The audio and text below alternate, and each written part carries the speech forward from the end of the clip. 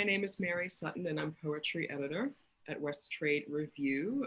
Today, joining us is Yasmina Martin, a poet who has recently been published in our summer online edition. Her poem, 5 Years North of Apartheid, appears at www.westtradereview.com.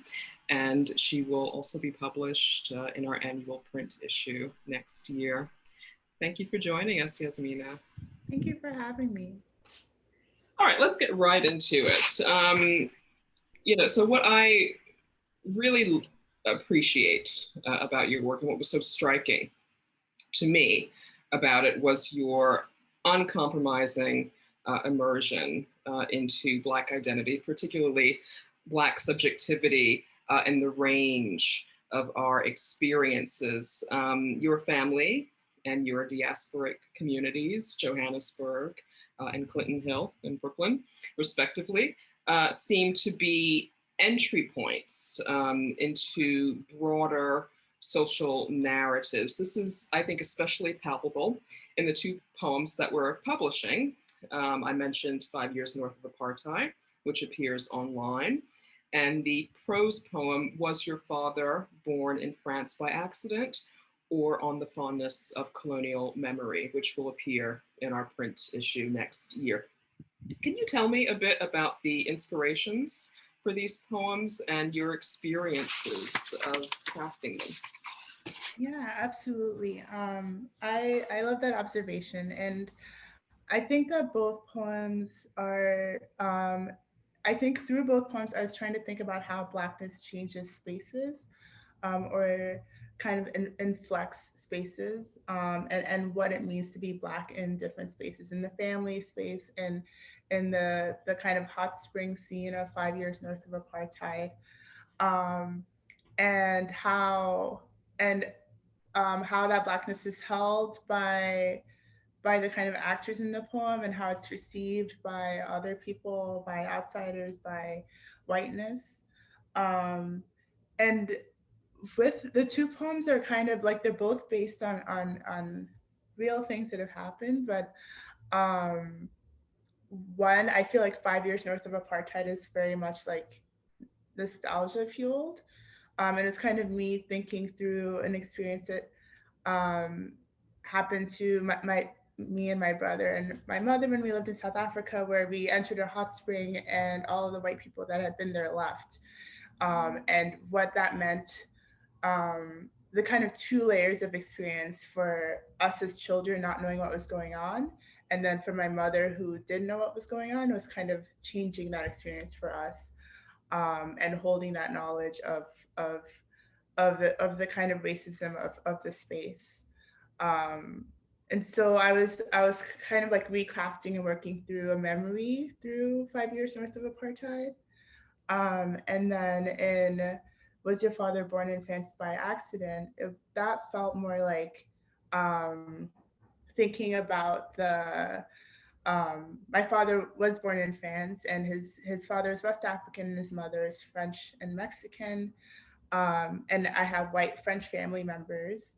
And thinking about a conversation I had with one of those family members where she like loves and accepts us, and we are family. So, but the contradiction of that, and the fact that like she was telling me about her brother who was a colonial administrator, and when France was still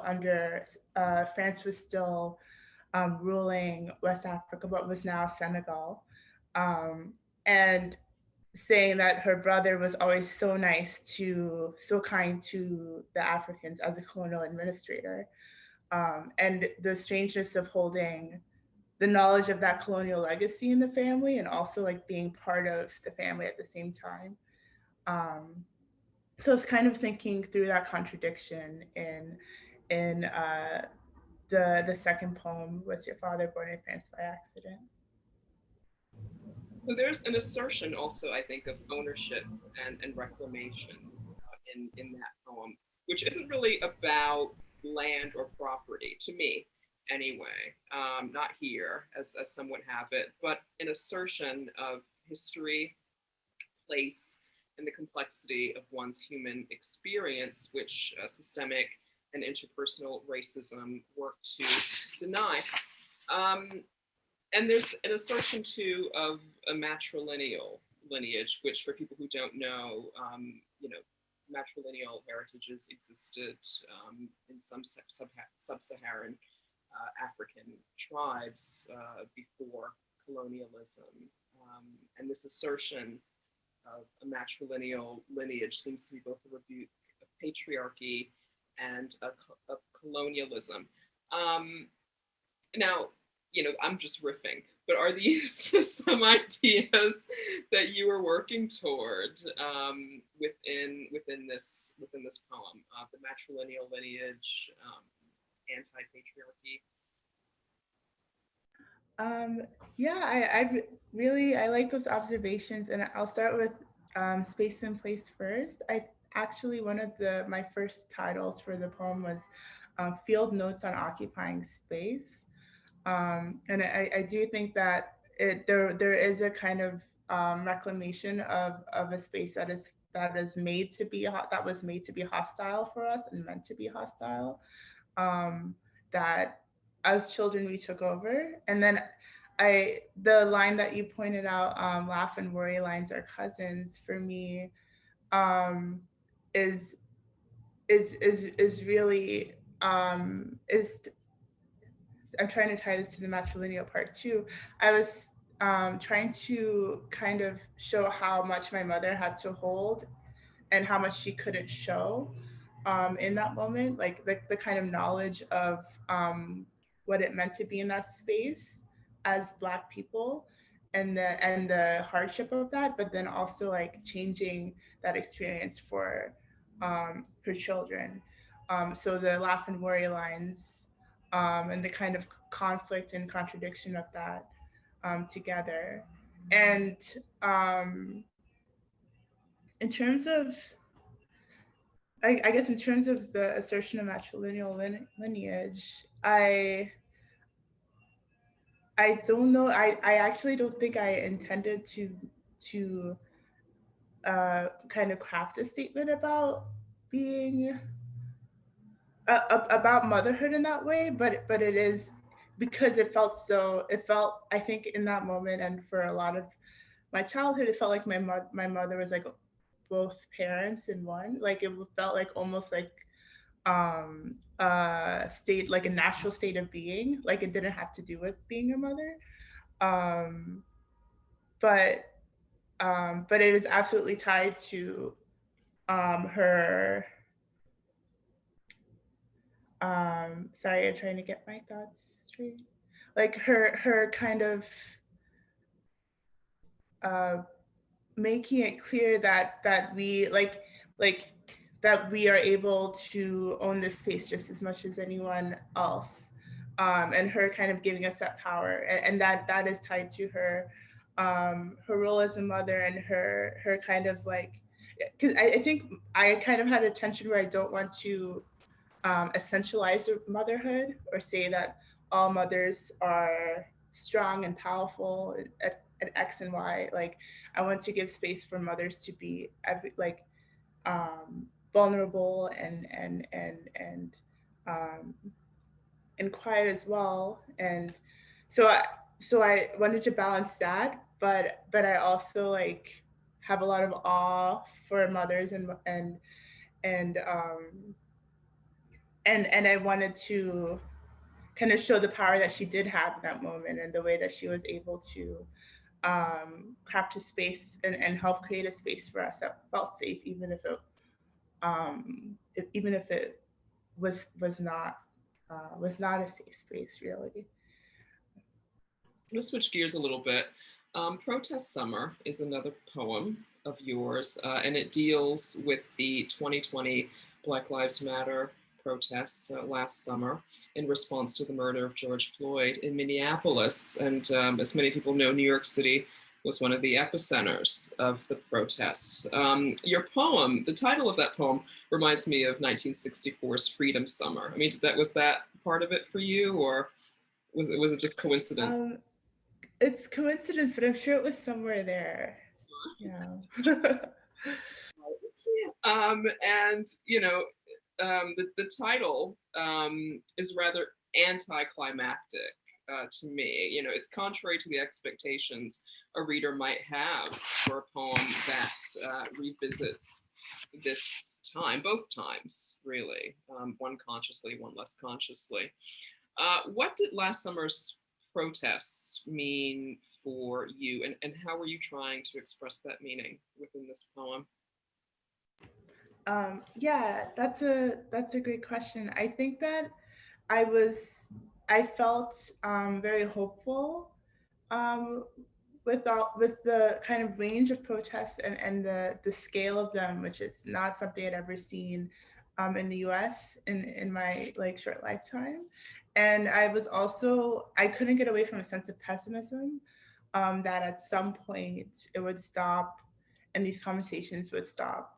And the conversations would go back to kind of the organizing spaces where they've always been happening and they wouldn't be as wide anymore. So the poem was kind of dealing with um, knowing and thinking in the back of my head, like it has to stop at some point. Like people are not going to go to protests every day and be in the streets every day for this for forever. And then kind of seeing that process happen slowly over the summer, where like there were still kind of cardboard signs in windows that said Black Lives Matter, and people had like their like totes and hats and gear that they bought like to support X cause, but there weren't really conversations about it anymore. Um, and and also living in a neighborhood that is pretty rapidly gentrifying, and that I'm not from Brooklyn, so I am part of that as well. Like, and thinking about the role of that in the protests and what it means to have a Black Lives Matter sign in a like first floor brownstone that's probably prohibitively expensive, but like 20 years ago was probably home to a Black family. Um, so those are kind of the contradictions that I was thinking about in the poem, um, and and I was, yeah. So that sense of hope that people that I knew hadn't like spoken about um, police violence or and state violence against Black people, like hadn't had conversations like that before, but now having them, but then thinking like, oh, you won't. This won't be like the norm. Um, yeah. Yeah, my feelings and my expectations were very similar to yours, and that's not surprising. We're both Black women, we're both New Yorkers, and we both work in the publishing industry. And I'd like to talk about that just a moment, a bit of shop talk. Um, you know, I'm sure that you're aware that there was somewhat of a reckoning within the publishing industry last summer. The hashtag publishing so white circulated for a while, um, you know, but as we expected, not a whole lot changed. People's language may have changed, but there wasn't as much of a push for equity and inclusion in publishing. From my experience, working sort of behind the scenes at a publishing company. Would you say that you've had similar I mean, what did you observe there in the publishing industry? Do you find that there's more openness to your work, or has nothing much really changed there? That it's hard for me to say because I think that I was kind of conservative in how I submitted work. And I started being more open last year and through the course of the pandemic. But I did notice that my work was getting a bit more reception um, this past spring, and one of my other poems um, it was published in a Juneteenth issue of a journal, the New Southern Fugitives, and and I don't know if they had a Juneteenth issue before, so I thought that was really interesting that those kinds of initiatives are happening. But it's hard for me to get a sense of. I remember those kind of calls about the publishing world, and I do see more kind of specific BIPOC submissions and no fee for BIPOC, stuff like that, which I appreciate as well. But it hasn't really been that much. Like there's still lots of fees and lots of lots of hurdles. Anyway. And the work, I think, is still very niche. You mentioned certain initiatives, and that's great, but it would be better if the work were just included with everybody else's, if it were just normative and default like any other white. Yeah. And it's not just with us. I mean, this happened as well. With Asian American Pacific Islander writers who were also sort of included, I think, on the back end as a response to the persecution that they've experienced recently. In the description of your work, you've noted that you deal with, quote, the contradictions of nostalgia and interrogate rose-colored glasses, end quote. Was your father born in France by accident? Tackles these problems of nostalgia, which we've already mentioned, and the obfuscations of truth in Western history, or the narration of Western history. You refer to this as, quote, collapsed history, end quote. What role, if any, do you think poetry can play in historiography, especially for people of African descent or within the African diaspora?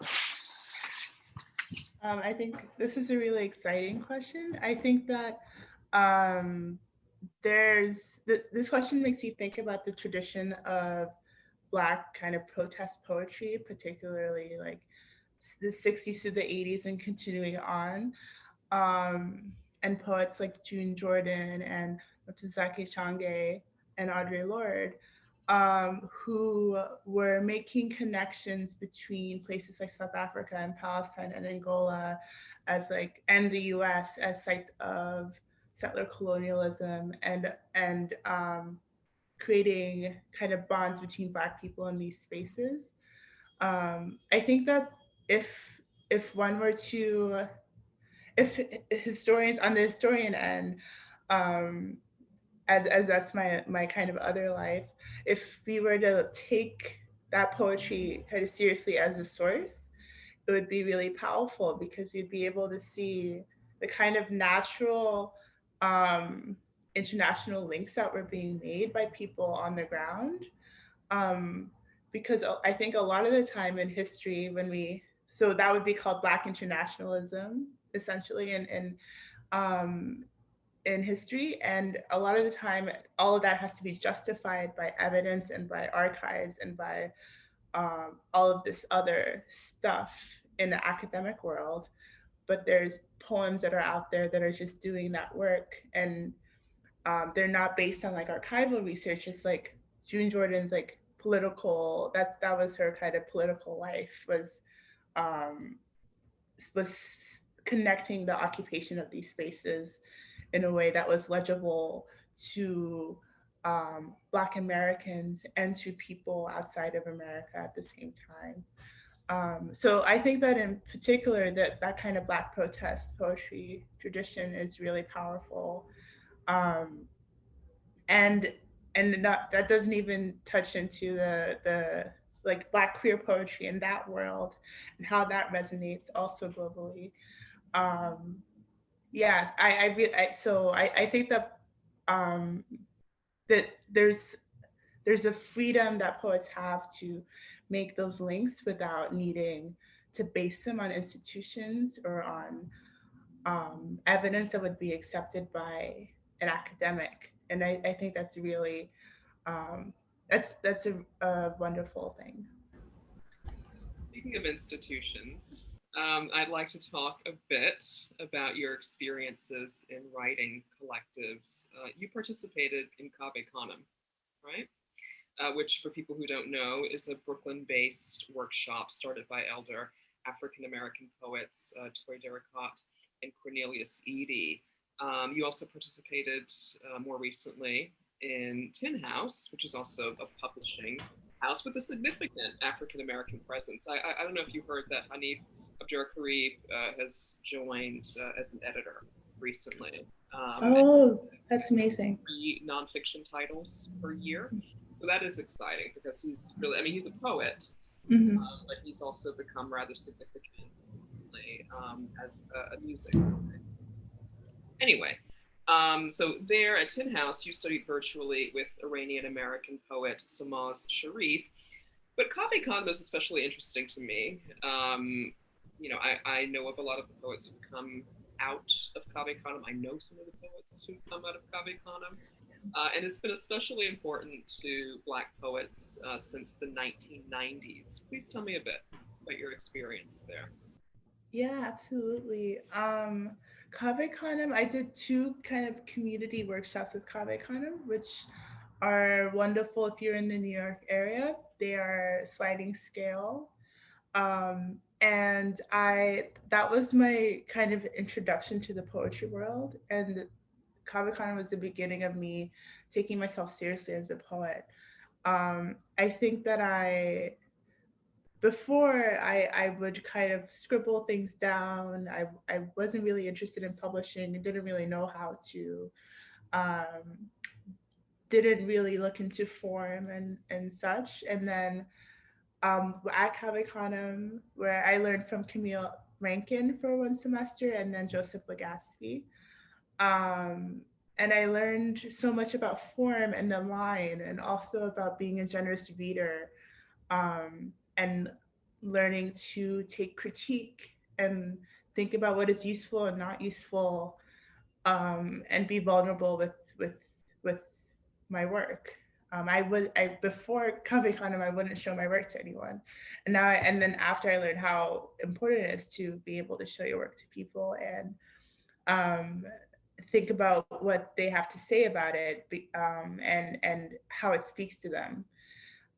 And yeah, and so I would say Comic Con was really formative for me, and I'm really happy to have met many poets who are now, publishing books. Omatara James is one of my classmates and has a book out next year. So that's really exciting. Great. Yeah. Um, do you have any advice for poets, emerging poets, who think that such opportunities are maybe less accessible due to race and or class? Yeah, absolutely. I would say look into workshops in your area because you might be surprised. There might be some that, you didn't know existed, and also not to be afraid to apply to some of the bigger ones and to apply for funding, um, and because, I applied to Tin House in Kenyon with thinking kind of on a whim, and it worked out, and I was surprised by that. So just to apply to things, even if you think it might be a long shot, and to apply for funding, like all of the funding that you can apply for, and are eligible for, because a lot of these workshops do have scholarships, particularly for BIPOC writers, um, and getting people to read your work is invaluable, and reading other people's work is likewise invaluable. So I totally encourage you to seek out those opportunities. I want to talk about some of your influences. You talked a lot about the Black arts movement poets and feminist poets, June Jordan and Audre Lorde earlier, whom I also adore. So I can tell that they are influences. Who are some of your other major influences in poetry or prose? Yeah, absolutely. Um, I would say, Eve Ewing is one of my influences. I think that she has done a really good job of balancing her academic life and her poetic life. So in a career kind of way, I'm really admirable of that. But then also, um, the way that she has this attention to place and to nostalgia and childhood in her work, um, in a kind of very deep way. The ties to Chicago and to, but also to like thinking about alternative futures and kind of incorporating magic um, and outer space and fantasy into the work that's also very grounded. Um, and I would say Salma Sharif, in the way that she's able to tie in this discussion of the state and the state's role in really kind of predicating immigrant lives, and also a deep study of family in her in Look. Um, and Maggie Nelson's Bluets is a book that I return to a lot because of the kind of power. I'll say Maggie Nelson and Claudia Rankine, um, as sort of lyric poets, and thinking about the power of prose poetry, and how so much, how the way that both of them very differently, I think, capture certain moments in a very concise and complete way, and in a very beautiful way, um, and are able to traverse so much ground in their work as well, and it's still a cohesive piece. Those two as well. I definitely see the influences of Eve Ewing. Her poem "I Saw Emmett Till at the Grocery Store," which appears in 1919. She's a great person, by the way, and so is her mom. I've worked with both of them, and they're very, very rooted, both of them, in Chicago. So that family and community influence, or that theme of family and community, which is so important in Ewing's work, I also see in your work. And Claudia Rankine, you mentioned her. For those who don't know, she has written the collections Citizen, an American Lyric, and most recently Just Us, an American Conversation. And both of those, the prose poems in both of those collections have a cinematic quality that I also see in your work. And as you know, Claudia Rankine and her husband are video artists as well. Is cinema also an influence for you, or something that you think about in your writing? I really love the comment about the cinematic. I think that that image, maybe not cinema in particular, but I think this idea of like memories being like particular images or photos that I try to like untangle by writing about them.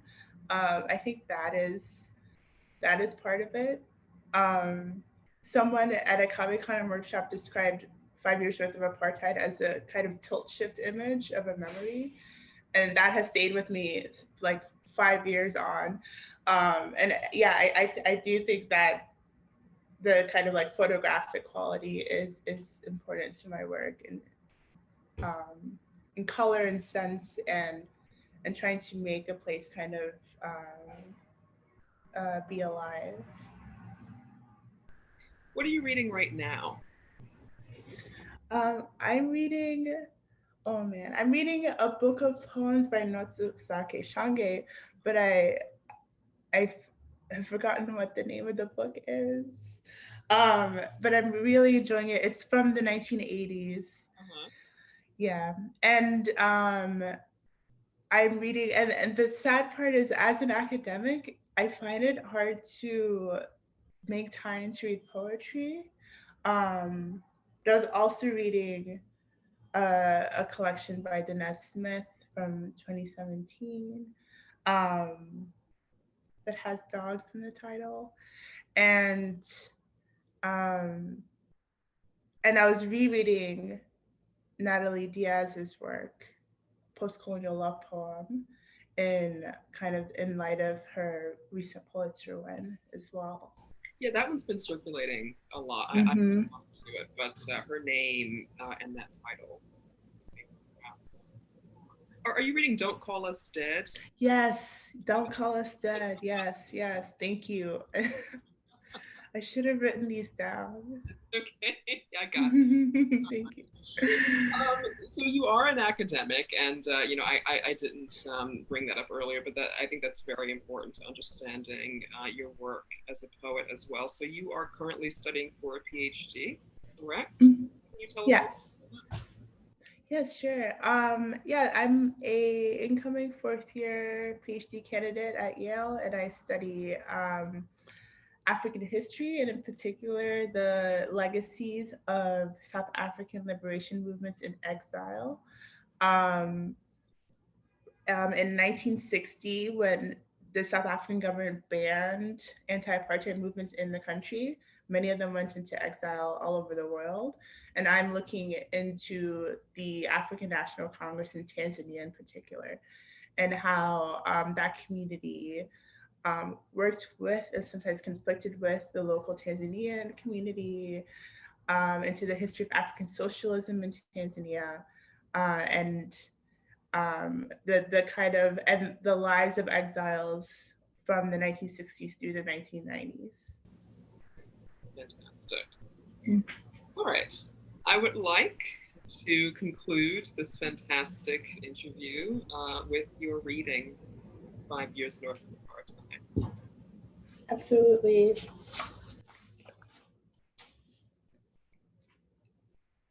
5 years north of apartheid. Slow exhales. We marvel at steam rising above teal hot springs and their scorched inhabitants, blistering red. Three brown dashes dance blazes against the Cedarburg Mountains. Everything softened by years not lived.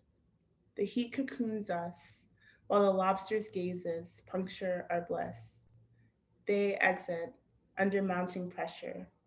We, the oblivious, float while falling, hold our breaths, and attempt survival within immense heat. Mother smiles, says, "Look, it's ours." Mahogany glistening in maroon swimsuit. Laugh and worry lines are cousins. Worlds apart, we prune, surrendering ourselves, while they regard us with hesitation and dulled revulsion. Mother sighs. We sink to rise up again. Wonderful. Thank you so much, Yasmina. Thank you, Mary.